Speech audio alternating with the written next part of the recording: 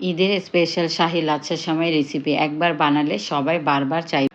প্রথমে একটি ফ্রাই প্যানে 2 টেবিল চামচ ঘি গরম করে নিন।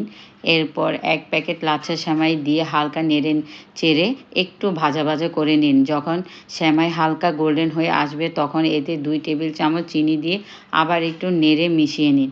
এরপর সেমাইগুলো নামিয়ে রেখে দিন।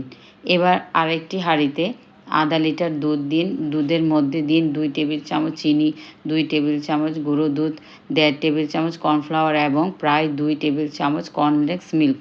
সব উপকরণ চামচ দিয়ে ভালোভাবে মিশিয়ে নিন।